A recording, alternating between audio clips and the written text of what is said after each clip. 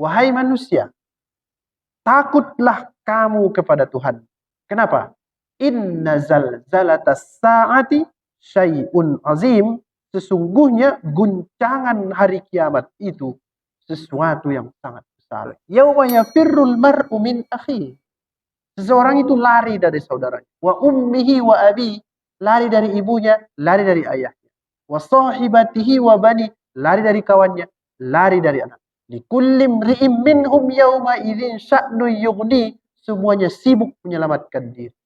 Pas mau mati sakit, pas dihidupkan kembali supaya ditanyai rupanya kelakuan kita di dunia. Apa obatnya? Salat, salat, salat, salat. Terutama seperti Nabi. Bismillahirrahmanirrahim. Assalamualaikum warahmatullahi wabarakatuh. Alhamdulillahi rabbil alamin. Wassalatu wassalamu ala ashrafil anbiya wal mursalin. Wa ala alihi wa ashabihi ajma'in. Saya hormati orang tua saya, Bapak Ketua BKM Masjid Al-Anwar, Bapak, Ibu-ibu, yang mudah-mudahan pada malam hari ini tetap semangat untuk belajar Al-Quran, yaitu tentang tafsir. Ini pengajian kita yang ke-158. Sebentar lagi 160 kali kita belajar. Mudah-mudahan kalau tak menambah ilmu, nambah pahala pun jadilah. Dapat satu di antara yang dua itu. Kok taunya kita itu lupa. Tahu. Jangankan ibu-ibu, bapak-bapak. Saya tulis pun lupa saya. Kayak minggu pagi kemarin, lupa saya itu, Pak. Pernah saya nulis begini, begitulah kira-kira. Padahal yang nulis kita. Apalagi yang dengar. Nah, itulah manusia itu. Punya sifat salah dan lupa. Nah, mungkin dulu waktu kecil sering kita dengar malaikat meniup sangkakala, begitu ya? Berapa kali ditiupnya? Ada yang bilang 3, ada yang bilang 2, macam-macam kita dengar cerita waktu kita kecil. Sekarang kita pelajari itu di usia kita yang sekarang, pakai dalil, pakai ayat Al-Quran. Supaya apa? Karena cerita-cerita waktu kecil itu kadang ditambah-tambahi kawan-kawan kita. Atau bisa juga orang tua kita itu niatnya baik, tapi karena ilmunya kurang, kesalahan jadinya. Memang niat yang baik dengan ilmu yang kurang, itu bisa berbahaya itu. Baik kali niatnya, tapi ilmunya tak ada. Begitulah kira-kira yang mau kita pelajari malam ini, bagaimana itu dulu cerita orang-orang tua kita tentang peniupan sangkakala. Kita pelajari, Bapak Ibu sekalian. Apa kata Al-Quran dalam surah An-Nazi'at ayat yang ke-6 dan ke-7? Itu yang mau kita pelajari. Ayat yang ke-5 itu, fal mudabbirati amra, tak sempat dijelaskan itu minggu yang lalu, Pak. 2 minggu yang lalu ya. Di tulisan itu pun belum ada itu. Nah, begini kesimpulan. Ayat 1 sampai ayat 5 itu bercerita tentang malaikat. Boleh juga bercerita tentang bintang-bintang. Nah, itulah dia kesimpulannya. Sekarang ayat yang ke-6 dengan ayat yang ke-7 ini bercerita tentang hari kiamat ataupun menjelang hari kiamat. Apa kata dia? Yauma tarjufur rajifah. Kan begitu bunyinya. Wan nazi'ati gharqa, wan nasyitati nashta, was-sabihati sabha, fas-sabiqati sabqa, fal mudabbirati amra. Masih hafal ibu-ibu? Dulu ya? Udah mulai lupa kan? Nah, harus diulang itu. Saya pun kalau tak saya baca seminggu hilang juga itu. Hilang dia. Baru lanjutannya, yauma tarjufur rajifah. Nanti ayat ke-6 tatba'uhar radifah. Yang 2 ini mau kita pelajari. Lanjutannya qulubun yauma idzin wajifah absaruha khashi'ah. Kita tak sampai situ. Yang 2 dulu. Yauma tarjufur rajifah tatba'uhar radifah. Katanya begini. Hei manusia, kamu nanti akan dibangkitkan pada hari ketika tiupan pertama. Jadi rajifah artinya tiupan yang pertama. Ditiup. Apa itu yang ditiup? Namanya sangkakala. Bisa juga lah trompet. Supaya kita lebih paham. Nanti ada hadis. Kata Nabi namanya as-sur. As-sur itu Pak, tanduk. Pernah lihat film-film lama? Ada orang meniup trompet bentuknya macam tanduk. Nah, begitulah kira-kira. Pas begitu Ustaz? Tidak. Tidak pas. Bagaimana yang pas? Tidak tahu. Tidak tahu kita. Itu cuman apa? Nah, biar kita ngerti aja. Begitulah gambaran-gambarannya. Bagaimana pasnya? Kita tidak tahu. Karena ini alam gaib. Tapi yang penting trompet itu ada. Ada itu. Mana ayatnya? Inilah dia. Ar-rajifah yang di ayat itu. Yauma tarjufur rajifah. Satu artinya tadi tiupan yang pertama. Itu artinya. Nanti dilanjutkan ayat yang ketujuh itu ar-radifah. Artinya itu tiupan yang kedua. Berarti berapa kali sangkakala itu ditiup? 2 kali menurut informasi ini. Nah kata dia, tiupan yang pertama itu mematikan yang hidup. Jadi ditiupnya sekali, mati semua. Kecuali yang megang sangkakala itu. Makanya di Al-Quran itu dia sebut itu, di informasi agama itu, illa man Allah. Semua mati kecuali yang dikehendaki Tuhan hidup. Siapa itu? Ya dia salah satunya yang niup sangkakala itu. Itu tak tahu, tapi yang pasti hidup dia lah. Karena kalau dia mati, padam juga apanya itu kan. Matilah sangkakalanya kan. Israfil menurut sebagian informasi ya. Israfil namanya. Yang pertama tadi mematikan yang hidup, namanya rajifah. Tatba'uhar radifah. Yang kedua itu terbalik. Menghidupkan yang mati. Terbalik pula dia. Menghidupkan yang mati. Berarti kalau disebut rajifah, tiupan yang pertama. Apa tadi gunanya? Mematikan.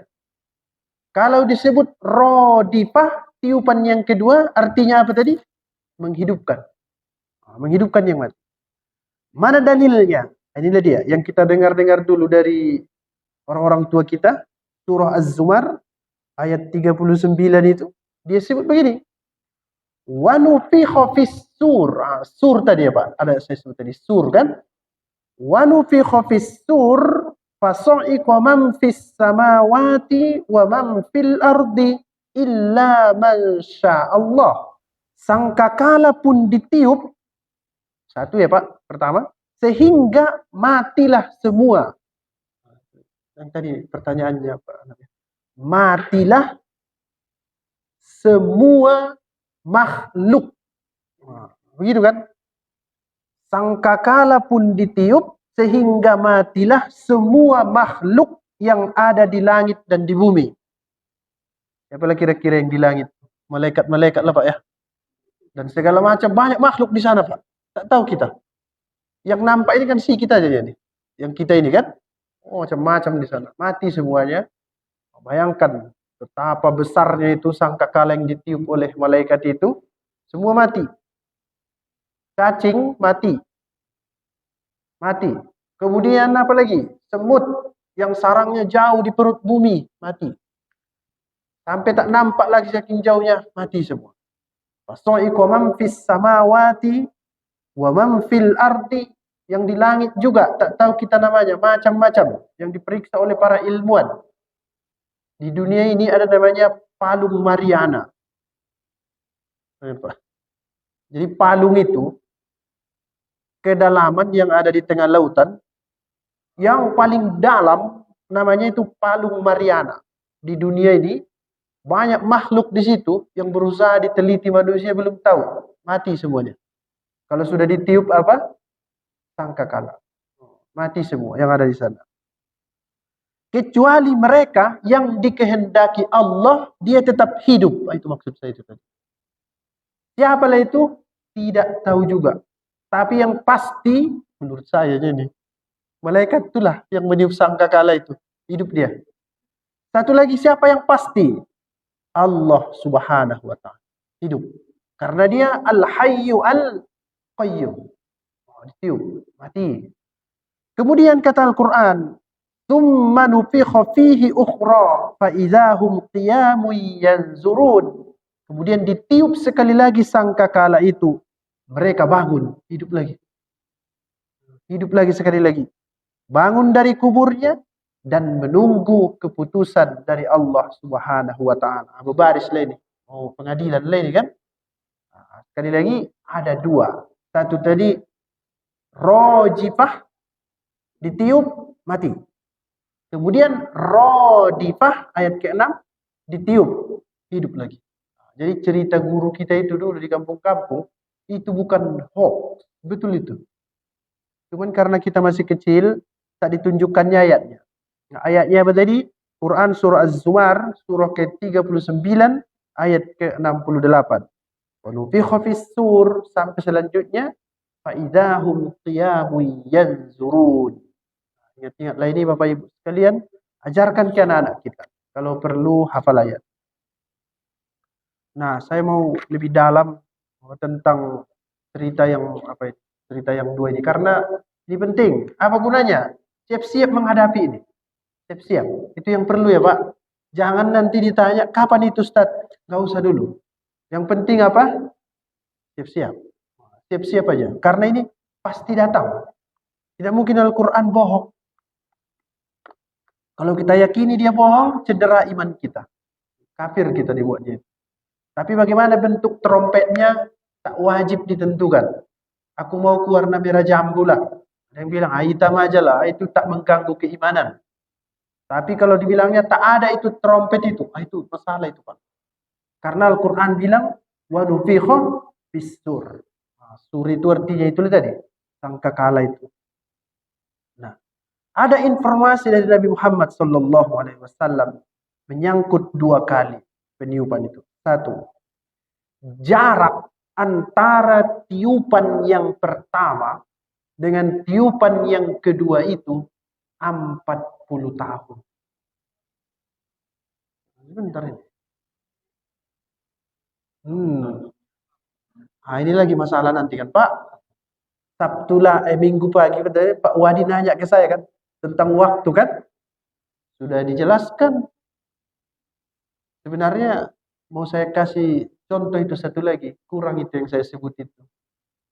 Satu, saya ambil bola, lempar ke sana. Lambat. Ya kan Pak? Ada yang lebih cepat? Ada. Apa dia? Suara. Ada yang lebih cepat lagi? Cahaya sebenarnya.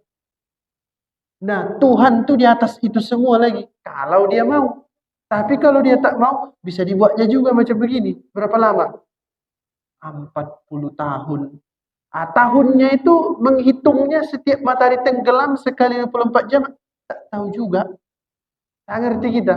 Karena urusan matahari tenggelam kita-kitanya ini di dunia ini. Kalau Tuhan tak ada sama dia itu Pak. Karena dia bukan hidup di sini kan.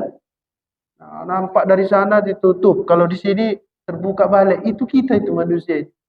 Nah, kalau di tafsir Al-Qurtubi itu, bukan At-Tabari dia tulis itu arba'una. Tidak ada sanahnya Bu.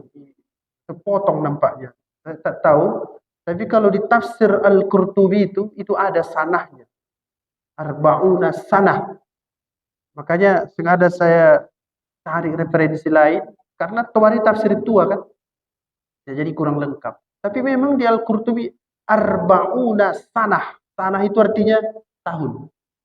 40 tahun. Apa tahunnya? Tak tahu juga. Tak jelas di situ. Tapi tahun dunia pun udah lama juga itu. Udah lama juga itu, Pak. 40 tahun dia tiup, mati. Mati 40 tahun. Baru dia bangkitkan setelah 40 tahun baru bunyi sangkakala yang kedua. Kata dia di sini. Selama 40 tahun itu, 40 tahun tadi, Allah menurunkan hujan. Hujan. Yang disebut dengan hujan kehidupan. Begitu di hadis itu.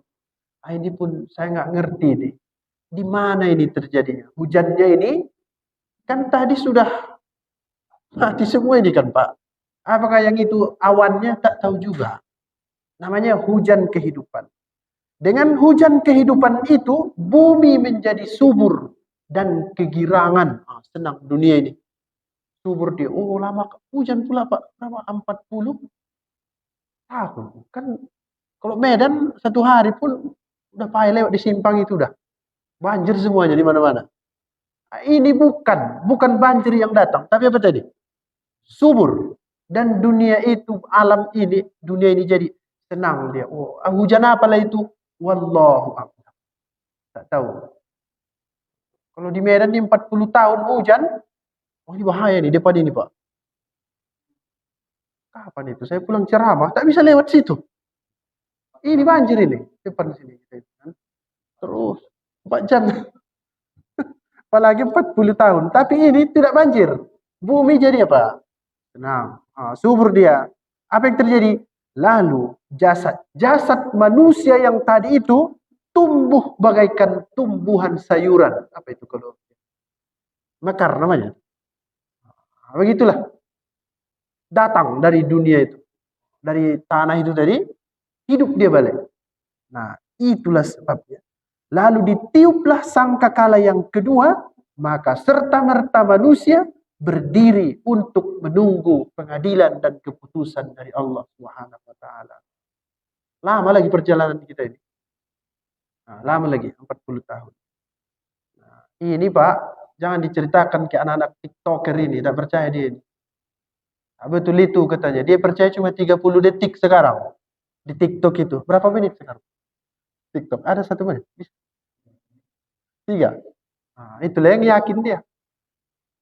Di TikTok itulah yang ada keluarga yang tak pernah bertengkar. Ada orang bertanya, Ustaz, ada keluarga yang tak bertengkar? Ada. Di mana? Di TikTok, saya bilang. Kalau di alam nyata tak ada. Semuanya pasti pernah ribut. Kenapa? Di TikTok itu cuma berapa tadi? 3 menit. Ada pula yang 30 detik. Ini lama kali katanya. Itu. Apa sebabnya itu? Ini anak-anak muda sekarang. Kita pun terpengaruh nampaknya. Ada namanya pendangkalan dalam hidup ini sekarang. Dulu bapak-bapak, ibu-ibu nulis skripsi, cari dulu bukunya kemana-mana kan? Cari. Nah, dalam berproses itulah kita berpikir dalam kali. Lama. Kita berpikir, nanti dapat bukunya. Ada itu, Pak Quraisy itu bercerita Pak, di YouTube-nya itu saya lihat. Waktu dia meneliti disertasi dia itu, S3 itu. Ada itu nanti mencari nama satu orang, bisa berbulan-bulan. Ketemu siapa ini orang ini. Pas kita mau buat penelitian itu, kita harus tahu di mana nama apa itu pertama kali disebutkan sebagai rujukan awal. Itu tak dapat. Sekarang klik dapat semuanya. Tersaji. Mungkin tak sampai 3 detik bu sekarang. Asal sudah dapat kata kuncinya itu kan tek sekali. Keluarlah itu. Kalau dulu kita masih ingat mondar-mandir cari buku ke sana kemari. Nah, ini bagus. Bagus ini. Cepat, tepat dan bisa orang sigap, tapi harus dibayar mahal. Apa Ibu bayarannya? Bayarannya adalah pendangkalan. Semua dangkal. Saya di telepon dari satu tempat mau pengajian tafsir. Guru, saya tanya, ini bentuknya bagaimana? Nanti stres guru-guru ini. Sudahlah banyak kerjaan, mengajar tafsir pula kan? Kenapa? Saya tak yakin guru-guru sekarang bisa belajar yang seperti ini. Tahan dia. Tahan dia itu. Nah, terakhir disepakatilah, dicampur-campurlah. Ambil dari buku-buku lama, ambil dari buku-buku baru diolah sama-sama. Kenapa? Tak kuat lagi manusia. Nah, ini mendengar ini 40 tahun, bisa jadi anak-anak sekarang ragu itu. Tak betul itu, katanya itu. Nah, bagaimana meyakinkan itu, Pak? Menurut saya, cara meyakinkannya sekali lagi, ajarkan kepada dia ayatnya itu langsung. Ayat Al-Qur'annya itu, oh ini dia yang bilang. Al-Qur'an itu Tuhan yang bilang. Harus percaya. Iman yang bicara di sini. Nah, kalau tak yakin, sembarangan hidup di dunia ini, Pak. Nah, itu konsekuensinya. Kemudian, satu. Yang kedua tadi yang saya sebut itu. Terkait ini. Nabi Muhammad suatu saat berbicara tentang as-sur. Apa tadi as-sur? Sangkakala tadi ya. Tiupan yang seperti katanya. Menurut si penanya, beliau menjelaskan as-sur itu adalah seperti tanduk. Tanduk. Ketika si penanya melanjutkan, ini kalau ibu mau rujuk, siapa itu penanya itu? Abu Hurairah itu. Abu Hurairah. Baca dalam tafsir At-Tabari, ketemu itu. Sengaja saya putus namanya, supaya beritanya lebih umum. Abu Hurairah itu yang bertanya itu. Nah, nanti boleh dicek di tafsir itu. Oh, di tafsir Al-Qurtubi, maaf, di tafsir Al-Qurtubi itu, dicek. Nah, ini ada beda sedikit. Beliau mengatakan, as-sur itu adalah tanduk yang besar. Bagaimana besarnya, tak tahu juga.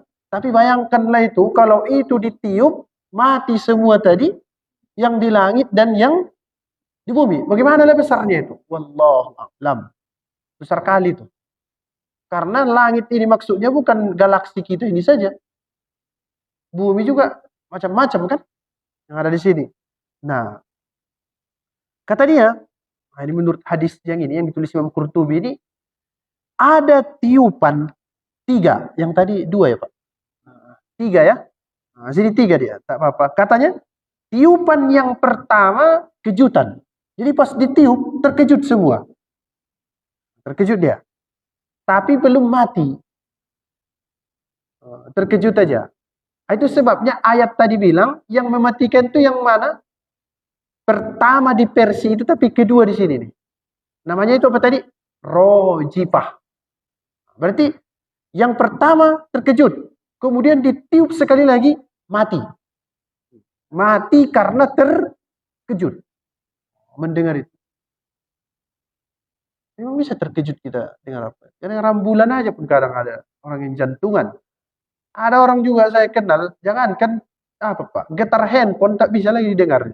Kenapa? Ring di jantung. Jadi handphonenya kalau bergetar, jantungan dia. Ada pula kalau teriak-teriak, kumat jantungnya Pak. Ada suara-suara kuat, tak tahan dia. Yang demon-demon ini saya lihat, sudah 8 yang meninggal. Mungkin campur-campur, jantungan juga dia. Dengar suara-suara, ada yang dibakar juga ya Pak. Macam-macam. Kemudian tiupan yang ketiga, kebangkitan. Sama macam tadi ya. Berarti yang ini satu terkejut, yang kedua mati, yang ketiga hidup. Nah, hidup dia balik. Terkejut semua mendengar itu, kecuali yang dikehendaki oleh Allah Subhanahu wa taala. Kemudian diperintahkan kepada as-sur yang meniupnya itu, tiup dulu bunyinya itu panjang. Begitulah kira-kira, panjang dulu buat. Ambulan itu kan ada yang model-model pendek, ada yang model setengah pendek, ada yang model panjang. Begitu-gitunya itu. Tiup dulu dia panjang, kemudian berhenti. Berhenti bunyinya itu. Itulah sebabnya, kata Nabi, di dalam Al-Quran dia sebut, mereka tidak menunggu selain satu teriakan. Tapi maksudnya itu apa tadi? Teriakan yang dipanjangkan. Artinya, tiup dulu 1 menit. Kemudian tiba-tiba tiup 1 jam. Itu namanya dalam bahasa Al-Quran itu soyhatau wahidah. 1 tiupan. Tapi dia panjang. Itu maksudnya. Mereka tidak menunggu selain 1 teriakan saja yang tidak ada selanya. Tidak ada selanya itu berlanjut dia. Panjang dia. Tiupannya itu. Itu makin menakutkan itu. Kalau dia panjang begitu. Saya kurang paham. Yang meninggal yang bunyi ambulannya itu yang meninggal yang panjang atau yang pendek? Kan beda itu, Pak. Hmm. Oh gitu deh. Ada kode-kode. Beda itu. Kalau udah panjang, pendek lain ya kan? Nah, kemudian, nah ini dia lanjutannya. Menurut hadis itu, dengan bunyi tiupan itu, Allah meluluh lantakkan gunung-gunung. Gunung-gunung itu hancur. Yang kuat-kuat itulah, Pak. Yang paling tinggi apa namanya? Yang panjang tuh. Tinggi dia di Everest ya, Pak ya? Ada satu lagi yang jarang didaki orang. Kalau sampai ke puncak itu bisa jadi orang udah meninggal itu. Kalau di Indonesia Jaya Wijaya namanya. Di Papua ya. Ah, itu semua hancur. Menjadi apa? Fata Morgana. Macam air. Padahal tak ada lagi, Pak. Nah, tak ada air. Hitam aja. Pas ditengok, memang tak ada. Udah hancur. Luluh lantak. Namanya itu apa? Fata Morgana. Habis dia. Dan bumi pun berguncang hebat bersama para penghuninya. Kita inilah. Bergoncang dunia ini, kita pun ikut. Bergoncang kita di sini. Itulah kata beliau maksud firman-Nya yang tadi, yauma tarjufur rajifah tatba'uhar radifah qulubu yauma idiw wajifah. Nah, Bapak, Ibu-ibu sekalian, ini kok seram kali Ustaz. Memang harus disampaikan supaya kita apa? Hati-hati. Seram ini. Ya, saya pun takut menulis tafsirnya, saya takut menulis. Apa gunanya kalau udah takut? Tambah iman. Tambah iman. Hati-hati. Manusia ini memang harus ditakut-takuti. Baru dikasih juga kabar gembira. Itu sebabnya Nabi itu gunanya basyiron wa naziro. Pemberi kabar gembira dan pemberi kabar buruk. Pemberi peringatan. Supaya apa? Manusia kalau dipuji-puji lupa diri. Tapi kalau tiap hari takut-takuti putus asa. Jadi harus dicampur. Nah, ini malam ini nakut-nakuti ini ceritanya. Nah, basyiron wa naziro. Nah, Bapak Ibu sekalian, kita lanjut lagi. Masih ar-rajifah. Ada juga yang maknanya dengan gempa bumi. Ada lagi menggerak-gerakkan bumi. Miriplah itu semua. Maknanya itu adalah al-harakah. Itu gerakan. Apa dalilnya? Ada dalam Al-Quran, yauma tarjuful ardu wal jibal. Tarjuf. Tarjuf itu artinya berguncang. Berguncang itu. Bukan bergoncang. Di KBB itu guncang dia. Berguncang. Nah, sudah berguncang, bersuara pula. Mana lebih seram? Diam, berguncang, atau bersuara, berguncang? Oh, lebih seram bersuara. Namanya itu rojifah. Ada suaranya, berguncang pula lagi. Nah, namanya itu rojifah. Inilah gambaran seramnya itu tentang hari kiamat itu. Seram. Saya mau tunjukkan satu ayat lagi. Nah, ini pun sama juga jadi renungan ini. Bapak Ibu sekalian. Ya ayyuhan nasu taqu rabbakum. Surah Al-Hajj ya. Surah ke-22 ayat 1 dan 2. Wahai manusia, takutlah kamu kepada Tuhan. Kenapa? Inna zalzalatas sa'ati syai'un azim. Sesungguhnya guncangan hari kiamat itu sesuatu yang sangat besar. Apa yang terjadi? Nah, ini dia. Yauma tarawnaha tadhalu kullu murdi'atin amma arda'at wa tad'u kullu dhati hamlin hamlaha wa taran nasa sukara wa ma hum bisukara walakinna 'adzaballahi syadid. Ngeri. Apa kata dia? Pada hari kamu melihat guncangan itu satu. Semua perempuan yang menyusui melupakan anak yang disusuinya. Ya, Bapak, tapi bisa merasakan nih, Pak. Saking sayangnya kepada anak disusui kan? Anak tuh kalau nangis, itulah obat terakhir. Nanti pas mau hari kiamat, ibu buang itu anaknya.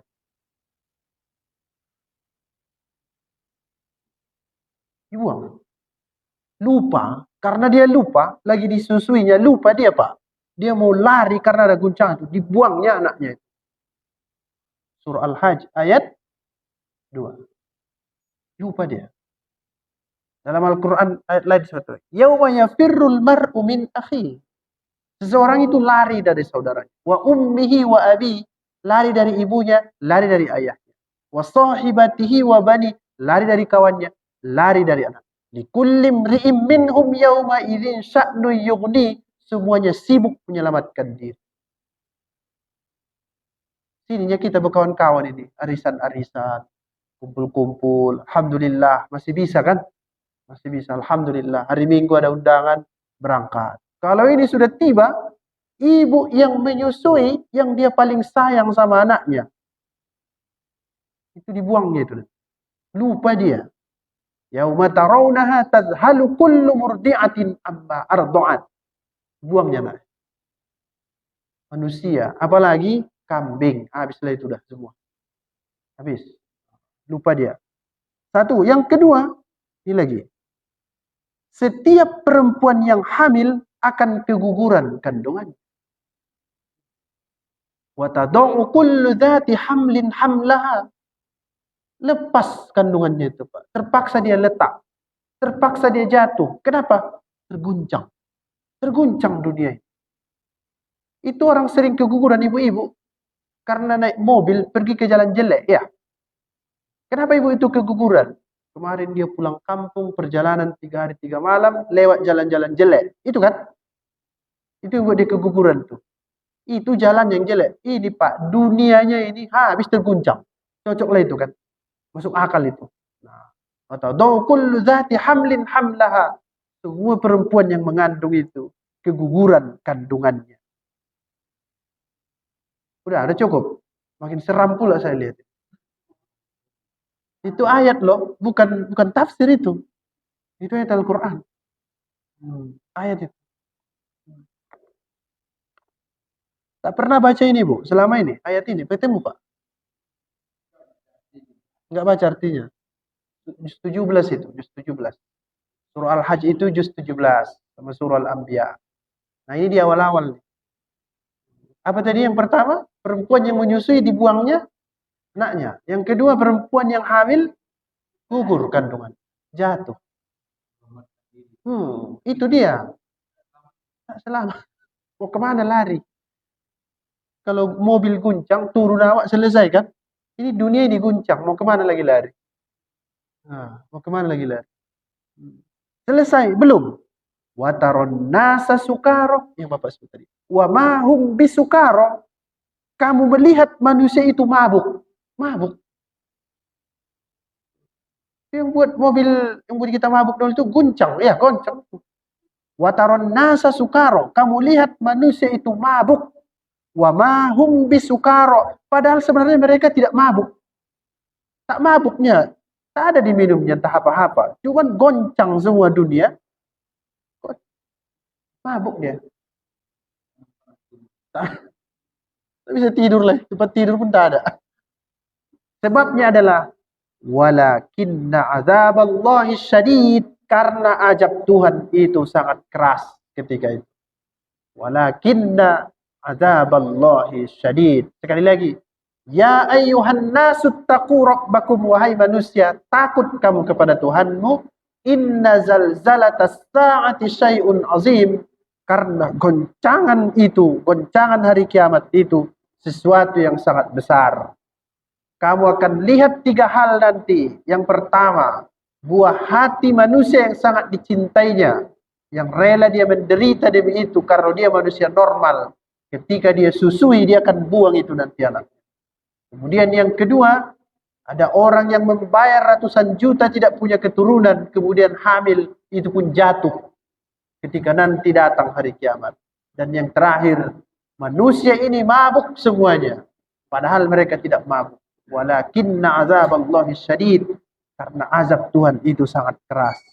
Mudah-mudahan keimanan kita makin kuat. Itu tafsir dari Ar-Rajifah. Baru satu kalimat tafsir dari apa tadi? Ar-Rajifah. Yauma tarjufur rajifah. Itu kalau dibaca tafsir fi zilalil Quran, lebih panjang lagi ceritanya itu. Saya cukupkan sampai di situ. Nah, sampai di situ. Sekarang kita lihat tatba'uhar rodifah. Jadi rojifah tiupan pertama. Rodifah tiupan yang kedua. Apa tadi fungsinya? Fungsinya adalah menghidupkan yang mati tadi. Kalau rojifah ditiupnya mati, rodifah ditiupnya hidup. Hidup lagi manusia itu. Nah, ada yang mengatakan itu maknanya teriakan. Ada pula yang mengatakan 7 lapis bumi, macam-macam tafsirnya. Kita berhenti sampai di situ, kita lihat hadis Nabi satu lagi. Untuk jadi pelajaran bagi kita. Di halaman 5, yang terakhir Bapak Ibu sekalian. Makna-makna yang tadi itu jangan terlalu didalami, itu cocoknya dibahas di kampus, di masjid tak usah. Panjang itu ceritanya. Kosakata-kosakatanya itu terlalu dalam. Itu pun sudah saya kurangi itu. Kalau dibaca tafsir Al-Kasyaf, tak jadi mengaji lagi. Membahas kosakata saja lah kerjaan. Nah, itu cocoknya di riset.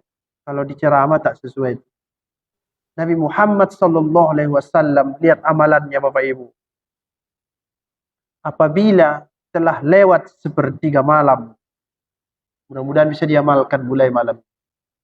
Beliau bangun dan berkata, Nabi Muhammad, wahai manusia, ingatlah kepada Allah, berzikirlah kepada Allah di sepertiga malam, karena telah datang nanti, maksudnya rojifah. Apa tadi rojifah? Tiupan yang mematikan. Datang itu nanti. Kemudian setelah itu, hei manusia, takut kamu kepada Tuhan, zikir kamu tengah malam. Karena setelah rojifah, datang lagi nanti rodifah. Hidup kamu lagi. Maksudnya, setelah kamu mati, jangan kamu kira urusan selesai. Kamu hidup sekali lagi dengan rodifah, mempertanggungjawabkan semua yang kamu lakukan. Kematian dan segala isinya, entah apa-apa dalam kematian itu, macam-macam peristiwa misteri di situ, pasti datang kepadamu. Pasti datang kepadamu. Kan macam-macam dalam kematian itu, Pak. Ada kuburan, ada siksa kubur, ada lipan, ada segala macam di situ. Semua itu datang kepadamu. Bangun kamu sepertiga malam, seperti yang kulakukan. Nah, itu maksudnya. Apa itu? Salat tahajud. Tahajud. Membiasakan. Mulai, Pak. Ingat-ingat sabda Nabi. Datang rojifah, datang rodifah. Datang rojifah yang mematikan, datang rodifah yang menghidupkan. Dua-duanya ini bahaya. Nah, Bapak Ibu sekalian, mudah-mudahan bisa inilah kesimpulannya. Salat tahajudlah. Kalau bisa, 2 rakaat aja tiap malam. Nah, jangan begini, 10 rakaat malam ini, setelah itu libur setahun. Tak betul. Tak usah. Dua rakaat, tapi yang penting sering. Ada saya tulis di situ, mendawamkan. Boleh. Ukurannya sebelum azan. Itulah ukurannya, sebelum azan subuh. Kalau kita di Medan, jam-jam 3 bangun, udah bagus lah itu. Daerah lain agak lain lagi, Pak. Tergantung waktu. Nah, saya kira inilah kesimpulannya. Mengobati yang menyeram-nyeramkan itu tadi, hadis Nabi inilah. Salat lagi tak? Salat malam. Nah, insya Allah bermanfaat untuk Bapak Ibu sekalian. Ajarkan ini kepada anak-anak kita, cucu kita semuanya, supaya mereka juga bertambah keimanan. Assalamualaikum warahmatullahi wabarakatuh.